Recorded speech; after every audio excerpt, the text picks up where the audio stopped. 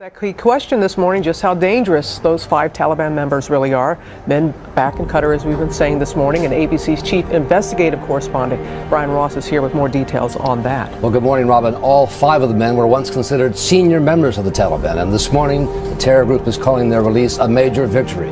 New video posted this morning on an Afghan news website shows the 5 former detainees arriving in Qatar with no sign they were under any sort of custody or guard. The key question remains the release.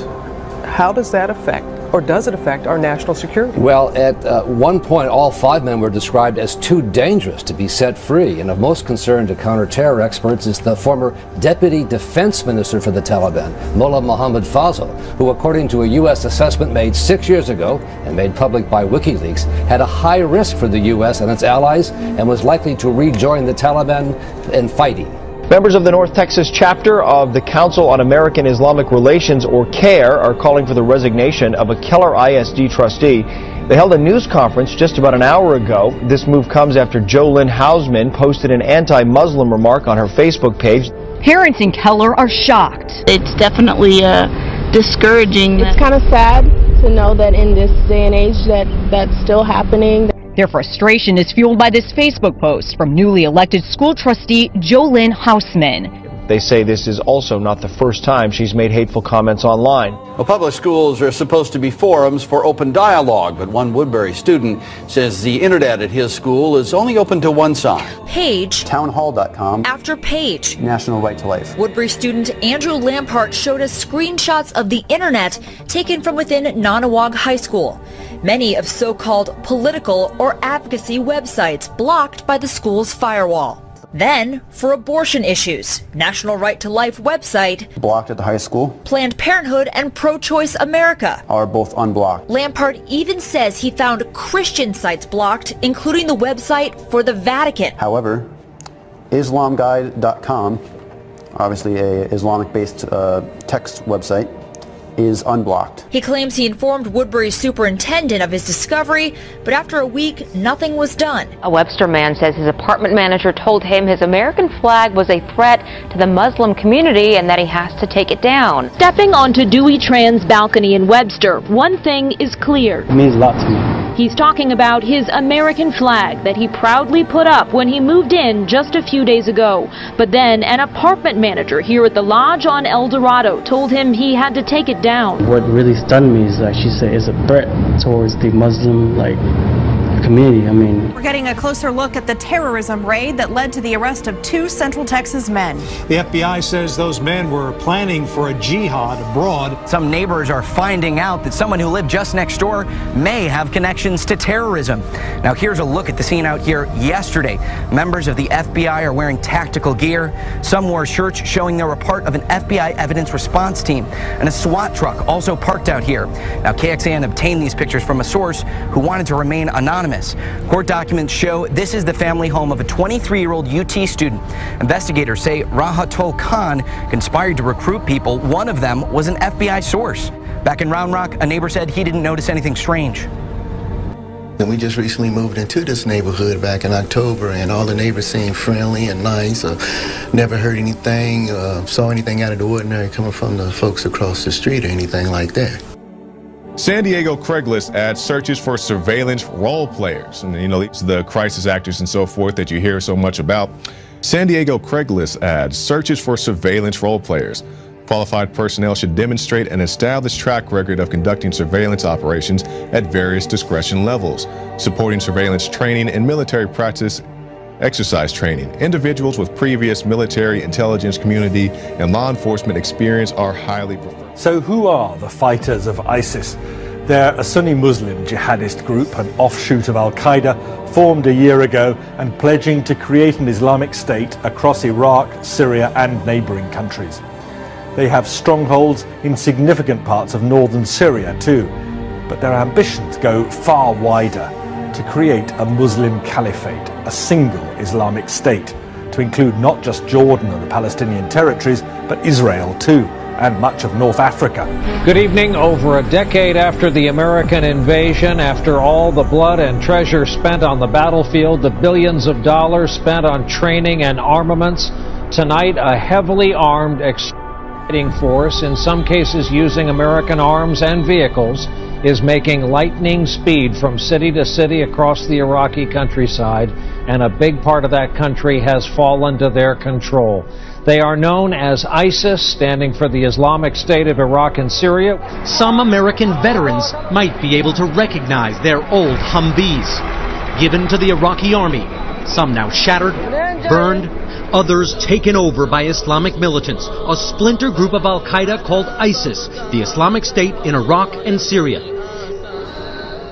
The goal, the militants said today, to impose strict Islamic Sharia law, not just in Iraq, but in Syria and beyond.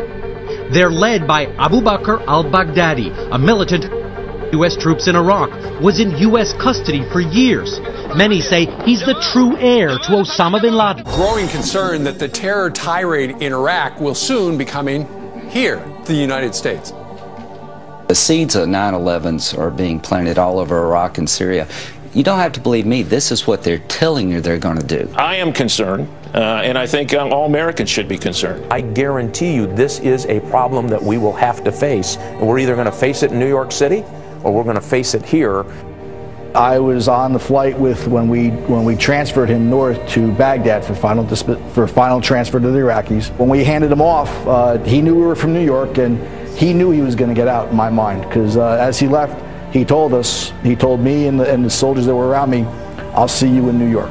Who is he? And that's the fear coming to a city, including New York, as a result of what they're doing. Our last message is to the Americans. Soon we will be in direct confrontation, and the sons of Islam have prepared for such a day. So watch, for we are with you watching.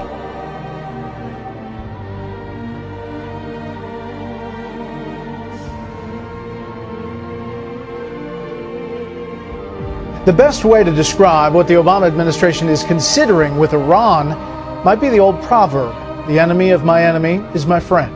And Kerry made clear to Yahoo News one option on the table for tamping down the crisis in Iraq is some kind of partnership with Iran, despite the fact his own State Department recently again classified Iran as a state sponsor of terror.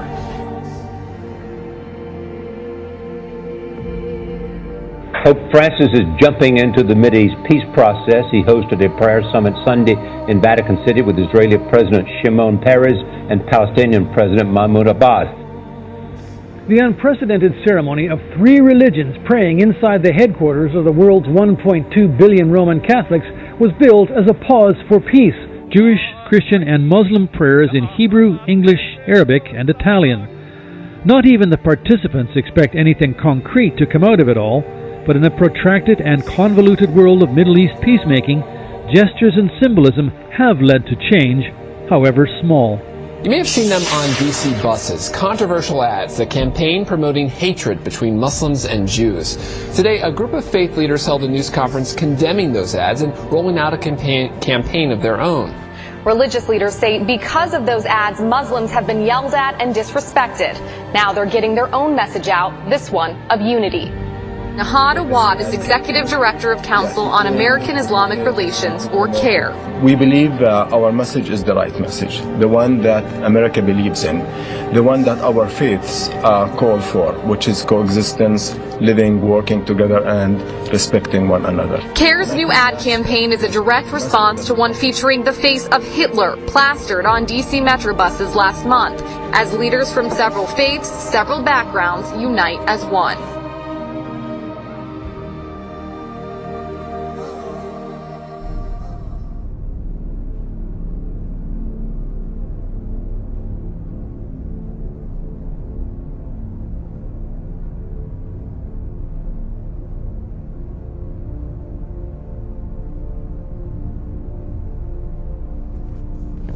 I have a question regarding the water shortages in Syria emanating from the blocking of running of water from Euphrates River in Turkey. In Aleppo, we see in the opposition groups, including Al-Qaeda, of course, blocking water for 2.5 million people.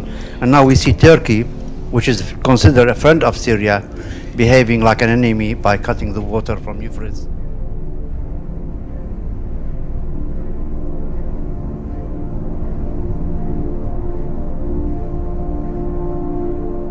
With all of this public knowledge, Barack Obama brought this man to the White House, where he doesn't thank the United States for bringing his son home, but quoting from the Quran, speaking in Arabic, thanks Allah. Bismillah ar-Rahman ar-Rahim. Zayabayem. I'm your father, Bo. Bismillah ar-Rahman ar-Rahim. Zayabayem. I'm your father, Bo.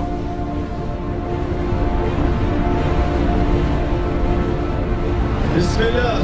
Wassalatu wassalamu ala Rasulillah. الحمد لله الذي رزقنا أن نهاجر في سبيل الله وننضم في هذه الدولة الإسلامية، دولة إسلامية في العراق والشام، ونحمد الله الذي رزقنا وجمعنا مع هؤلاء الأسود دولة الإسلام في كل مكان. والله العظيم لنطهر الجزيرة منكم يا أيها الأنجاز، ونفتح البيت المقدس منكم يا أيها اليهود، ونفتح روما كالنحن كالبني إسحاق، فنفتح روما والأندلس بإذن الله. Brutal, well organized, and well financed. The Islamic State in Iraq and Syria, also known as ISIS, has rapidly morphed into the world's most dangerous jihadist organization. Its methods so extreme, Al-Qaeda itself has disavowed any relationship with it. And with each city it conquers, it seems its power and influence grows. This is President Obama's real legacy. The creation of the first jihadi state in modern history, stretching from central Syria to central Iraq. This is shaping up to be the biggest Arab jihadi victory since the 12th century, 1187. The tide of war is receding. Core Al-Qaeda is on its heels, has been decimated. The world is less violent than it has ever been. The truth? There has been a 60% increase in radical Islamist terrorism since you've been in office. And you just keep letting these guys out, like the Bergdahl trade and the 5 terrorists. There have been reports that say ISIS was trained by U.S. instructors at a secret base in Jordan. Why are they so angry with us? Well, they want to reestablish the caliphate. They are operating with a goal, and that goal is to establish an Islamic caliphate worldwide. In their book, we are infidels and we need to be dominated. So their plan is not just for the Middle East. Their plan is for a worldwide caliphate, and they are consolidating sources across the world. All right, so this isn't a question of establishing, sometimes we hear about the ark, from Syria and Western Iraq and that ark. We're talking about a caliphate all over the world, not just in the Middle East. Is that correct? Do both of you agree with that? Eric? Absolutely. Judge, that's the ultimate goal, is a worldwide global caliphate. It sounds crazy to a lot of people listening, but this is what they want. This is what they want, and they won't stop. It starts in Iraq and Syria, then it expands. That's the ultimate goal, global domination. They make that clear. Iraq's second largest city, Mosul, is now in the hands of the Islamic State in Iraq and Syria. ISIS, as it's known, now controls a vast stretch of territory from western Syria to central Iraq. The shockwaves of the ISIS blitzkrieg have reached Israel, ironically today one of the quietest corners of the Middle East. ISIS and its allies are now flush with U.S.-supplied weapons and ammunition abandoned by Iraqi troops. Former chief Israeli army intelligence analyst Jacques Neria sees the upheaval in Iraq as an opportunity to prepare for perilous times ahead.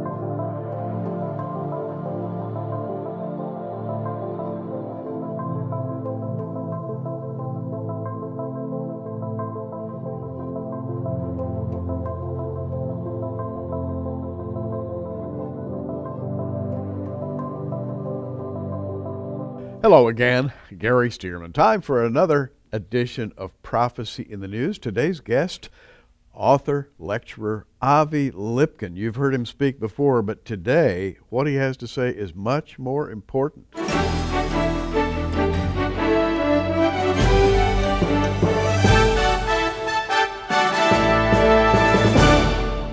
Avi Lipkin, always a pleasure to have you here at Prophecy in the News. I always feel it's a homecoming to Oklahoma City. Well, so do we. Now, today, in particular, today we are looking at a real crisis in the Middle East, and there are four initials that keep appearing in the news: ISIS. And there is a lot happening in the Middle East that few of us really understand, and I think you can help us there. Well, indeed, what you have in the Middle East is you have different types of Islamic groups that are out to kill the Jew on Saturday, meaning Israel, kill the Christian on Sunday, meaning the 15 million Christians of Egypt, Syria, Lebanon, and Iraq. And America, by the way, is also in their target sites. Remember al-Baghdadi, see you in New York? Oh. So 9/11 will pale in comparison to the next series of 9/11 attacks that ISIS and other groups have prepared for the United States of America. Iran, which is Shiite, also promises revenge on America should Israel or America attack its nuclear program. And these things are going to happen.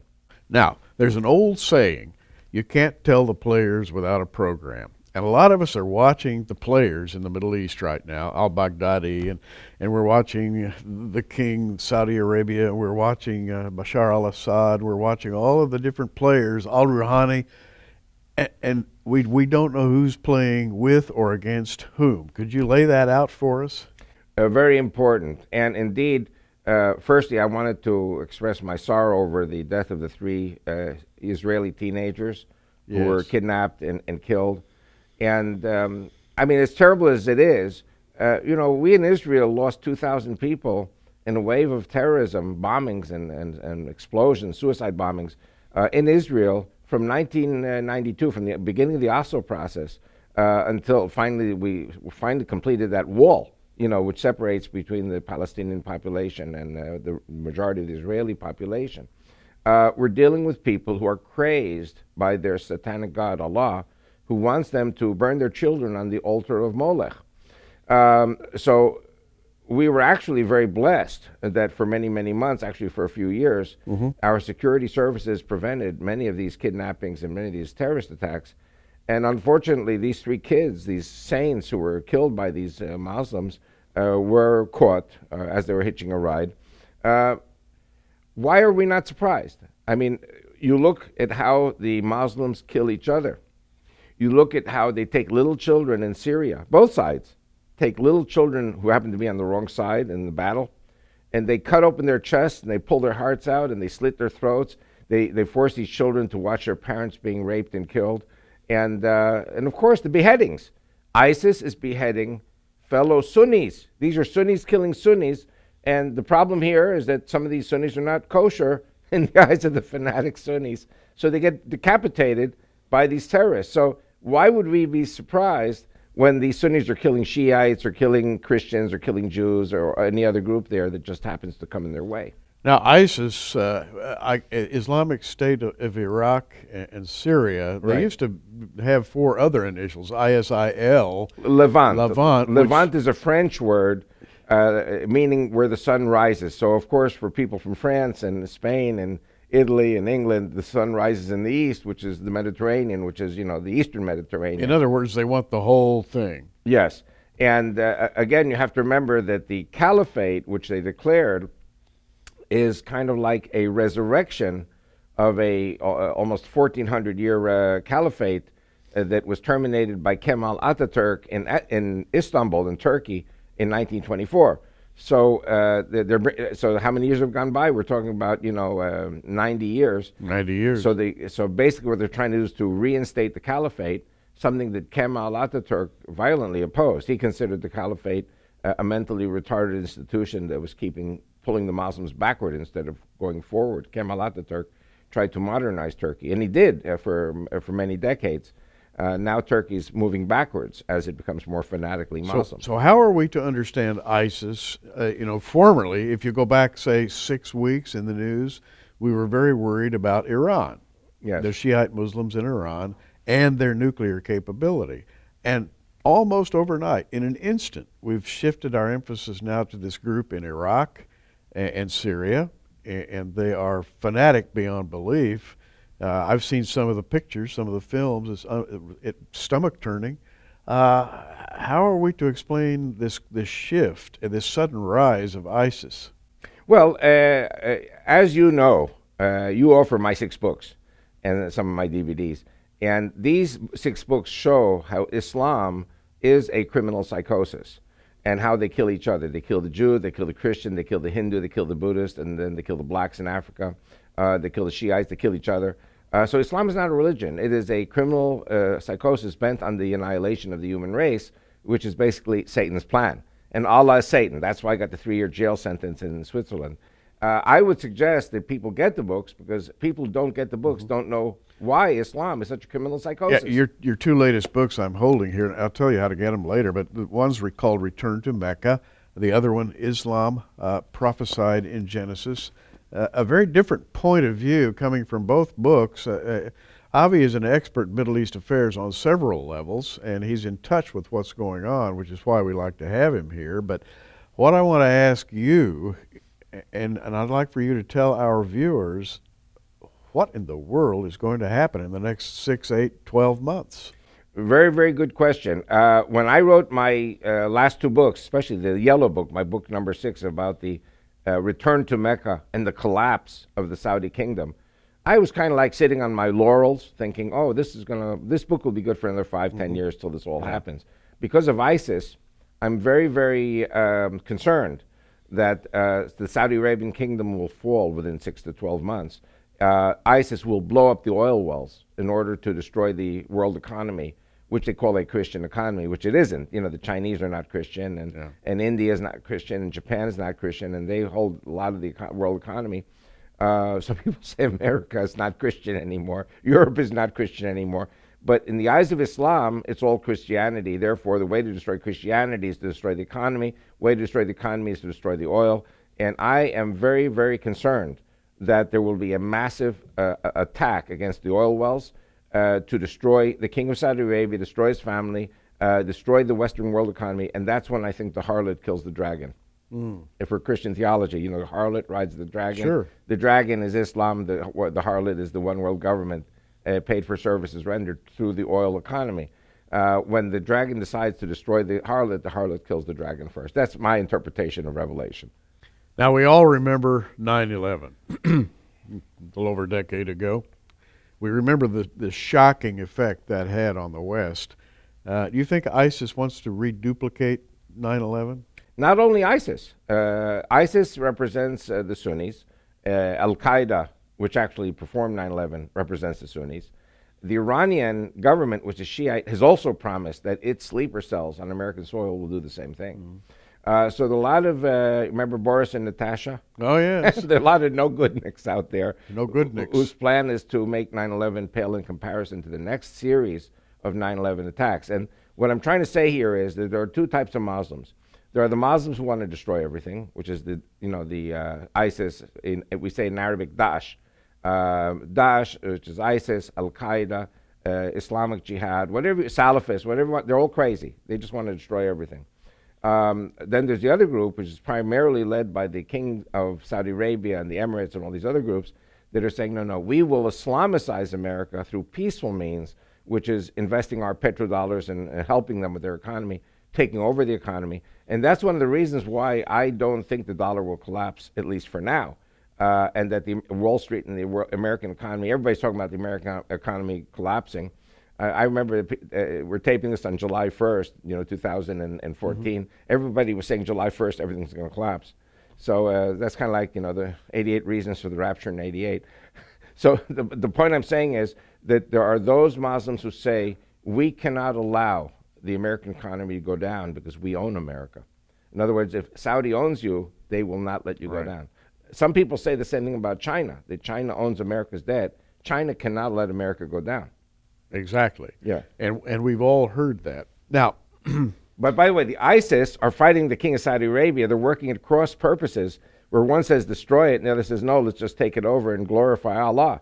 And that's why I am so confused right now, because I don't think I remember Shiites going against Shiites. Usually you think of this internecine conflict here as being divided, you know, almost as black is divided from white. This group believes this and this group believes this, and that's why they're going head to head against each other. But now we see two groups from the same factions going against each other. That's a new thing for me. Well, I think I've said this before in past programs. 20 years ago, there was this report on Al Jazeera that my wife picked up, and I know I said it on your show, of an Algerian village where the men of the village served in the Algerian military, and they were considered infidels and heretics by the fanatic Sunnis. And the Sunnis wiped out the village of these officers. And the men were in the army. They raped the women. They slit their throats. They slit the throats of the children and the elderly. And they took out electrical chainsaws and they sawed off all the arms and legs. My wife had to watch this. This is horrible. This is 20 years ago, where Sunnis were killing Sunnis. Sunnis and Shiites, obviously, are killing each other. And you have, throughout the history of the Middle East, you have divisions within the Shiites themselves where they're killing each other. Because it's not about Allah or God. It's about turf. It's about money. It's about oil. It's about power. Mm-hmm. And who controls? Mm.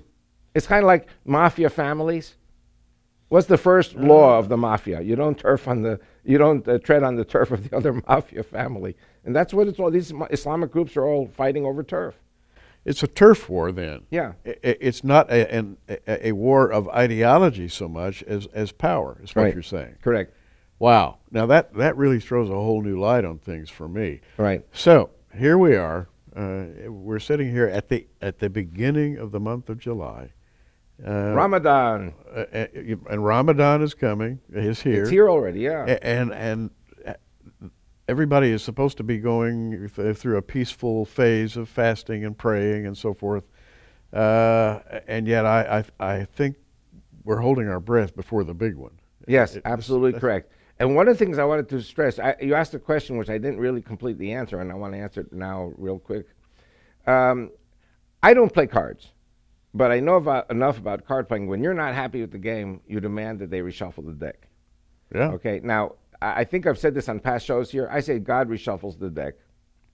So, for example, Hillary Clinton was Secretary of State. She may be your president one day. But Hillary Clinton was attacking Israel for 4 years.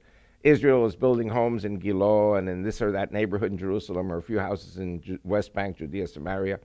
And all she could do is attack Israel. The fact that they're killing the blacks in Africa and kidnapping girls in the millions, the fact that they're killing and ethnically cleansing 15 million Christians in the Middle East, all that's not important. The only thing that's important is attacking Israel. So what does God do? God brings the Arab Spring in February of 2011. All of a sudden, Tunisia collapses, Libya collapses, Egypt collapses, Yemen collapses. Syria is in this horrible, bloody war in which out of 20 million people, 150,000 have died, and 6 million people have fled the country. So the country is completely self-destructed. Damascus will be destroyed in a day, and it could be God's day is 3-4 years, but the country is self-destructing. Lebanon will self-destruct. Iraq is self-destructing. And ISIS is promising to come into Jordan and Saudi Arabia and overthrow those two countries. You tell me God's not reshuffling the deck. The bottom line here is the U.S. State Department says to Israel, you have to give back the West Bank to create a Palestinian state. You have to withdraw from the Jordan River. You have to withdraw from the Golan Heights. So the State Department and the president, any president, and this goes back 40 years, they're all crazy. Look now at what's happening. ISIS is going to overthrow the two kings of Abdullah, of Jordan and Saudi Arabia. They will be on the Jordan River. Had we withdrawn from the Jordan River, they'd be already in Jerusalem and all over the place. They're already saying that they're in Gaza and other places too. But the point I'm saying is Israel will not commit suicide, no matter who the President of the United States is or Secretary of State. We're talking to Avi Lipkin from Israel. He lives just east of Jerusalem in a beautiful home, and he considers himself a resident of Israel both now and in the days to come. Amen. And it's the country of the Messiah, so I hope I'll be resident in eternity. Amen. I'll tell you what, you're going to be, by the way, I should mention, you're going to be at the Pikes Peak 2 Prophecy Summit, July 25th through 27th. God willing. Yeah, God willing, and by that time, you'll probably have a lot to talk about. Right. Now, if you guys get raptured, I'll be the only speaker there. And we'd like you to know about our prophecy conference. We think it's going to be great. Well, Avi, let's shift gears just a little bit. We're about halfway through this program, and we sort of promised each other that we would devote the first half of the program to ISIS and then turn a little bit in the second half to what in the world is happening in southern Russia and Ukraine. And we see movement after movement taking place on a daily basis up there. Okay, well, Russia has in its history a kind of manifest destiny. You know, America had manifest destiny. Sure. At the expense of the Native Americans. Praise God, I would say the Native Americans have fully integrated in the American society. There is no such thing anymore as a Native American who's not part of the mainstream. You know, they're in the army and they're in government, they're in public life, and they're pastors and they're doctors and they're lawyers, and they have some pretty nice casinos too, though I don't gamble, but you know. There are a few Native Americans, I would say, who are kind of bitter against the white man for what happened. But by and large, I think that the situation is pretty good between the all Americans. Mm-hmm. Russia, it's not exactly like that. And let me explain. You know, America went westward to the Pacific. Russia went eastward to the Pacific.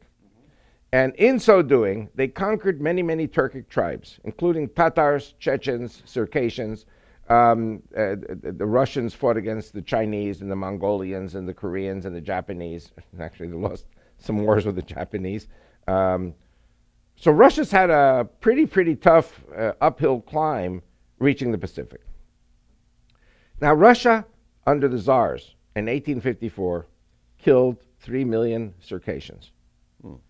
The Circassians are Turkic peoples who lived in what you know as the Olympic site of Sochi. Mm-hmm. The city of Sochi in Russia. Well, that wasn't Russia. That was the Circassian homeland. And there's a hill in the middle of that town called Red Hill.